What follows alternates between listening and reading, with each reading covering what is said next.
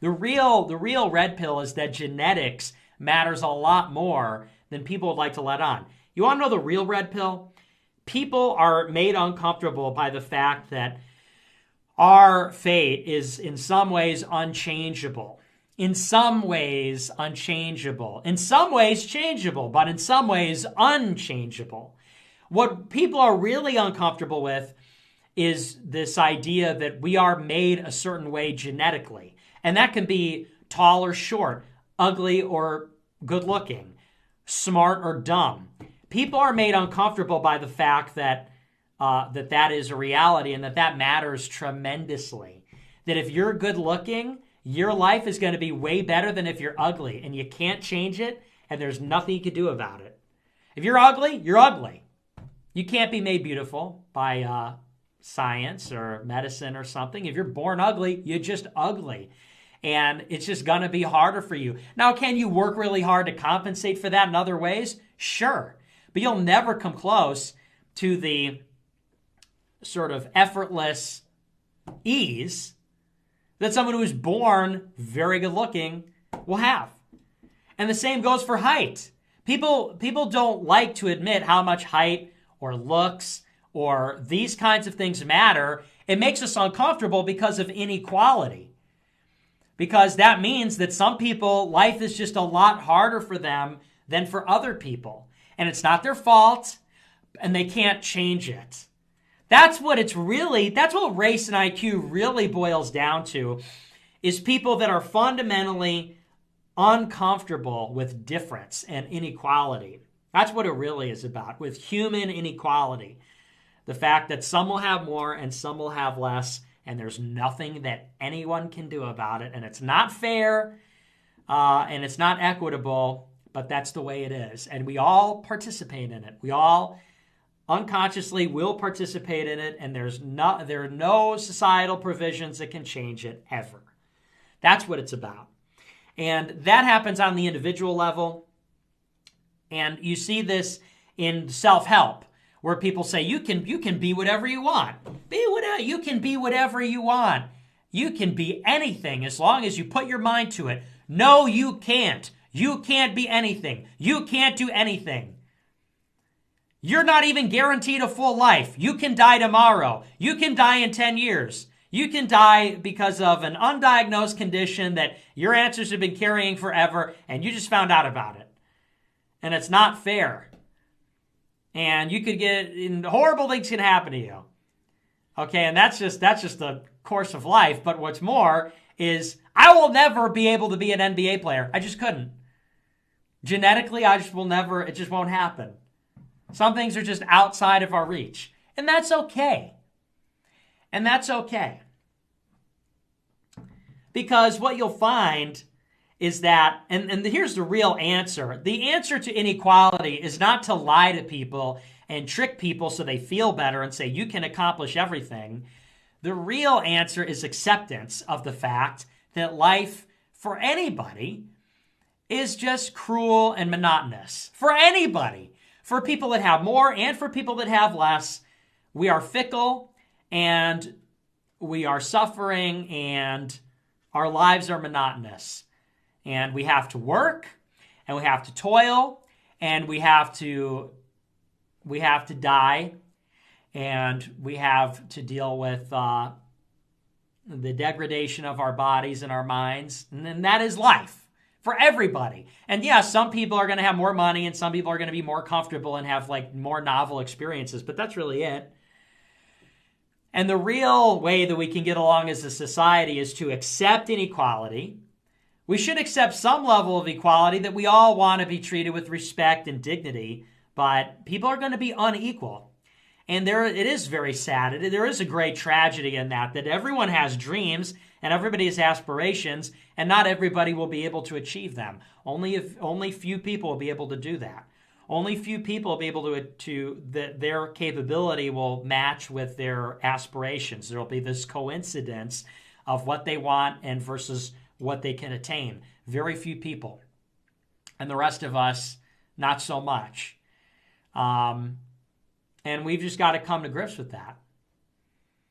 Now, it's from that where people get this ideological or this conviction that culture, and don't get me wrong, yeah, culture matters, but here's why people want culture to matter more than it does.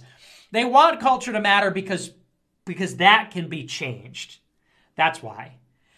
Because life it's a little bit less cruel and uncomfortable to imagine a world where people are failing because of their own choice, because of their own fault. Why are the black people worse off? It's because of these fixable behaviors. And so to some extent, it's their fault.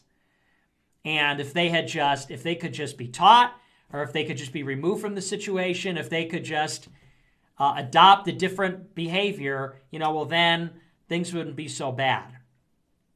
And that is a lot of an easier pill to swallow, that we're all the same, that all the groups are the same, we're all fundamentally the same, we're all pink on the inside somehow and have the same capabilities in groups, even though we don't as individuals. But it's just a matter of people aren't acting right. People aren't making the right choices. And there's something in there about, and I don't want to spend the whole stream about this, but there's something in there about being too caught up in the material world. That's what it is. It's this attachment, and it's this desire, and it's this vision that these ideologues have about fairness and equality. And you've got to let go of all of that. You got to go where the facts lead you. And the facts are that what we've discovered in the last 200 years is that genetics matter quite a bit. And they don't determine everything, but they determine a lot. And it takes away a lot of what we thought we had control over. Things like lookism and the incel black pill stuff and race realism.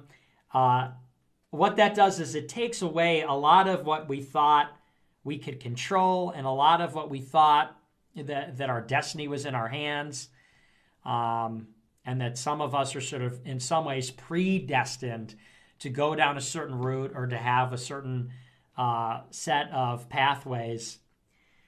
That's what it's really about. And some people they don't even care to look at the evidence. They don't even care to consider it, because they are just so resistant to that idea. They're so resistant to the idea that we don't have as much control over our lives as we think we do. And we don't have as much control over our fortune and our destiny as we think we do. That's a lot of what it's about. So when people, that's why to me, it's just not even serious. When people say, here's why I think culture matters, it's like you are just a child living in denial. You're just in denial. Because genetics are so much. You look at some people, like here's a good example. I had a bad complexion when I was a kid. I had a bad complexion when I was in middle school. And, and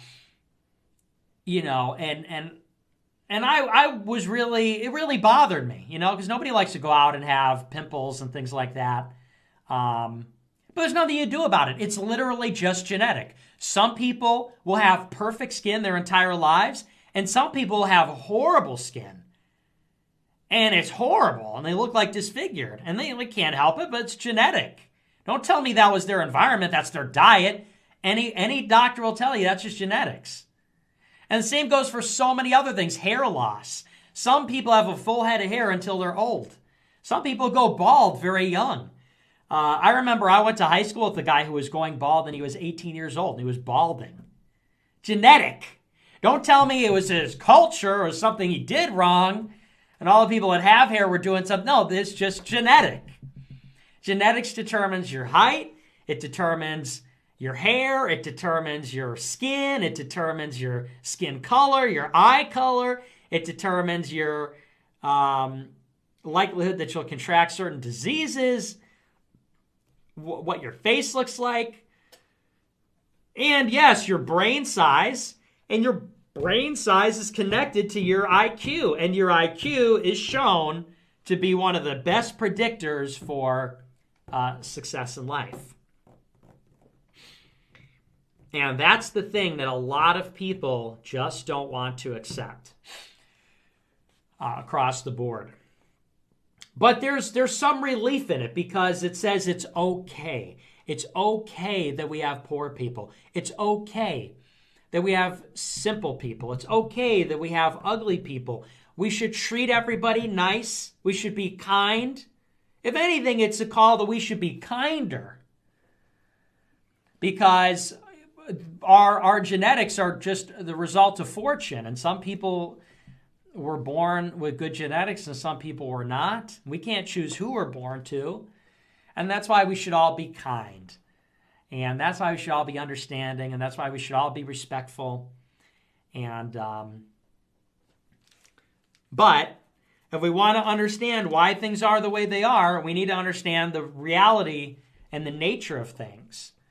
And if you're trying to diagnose why these disparities exist, you're not going to find the right answer if you ignore reality like that.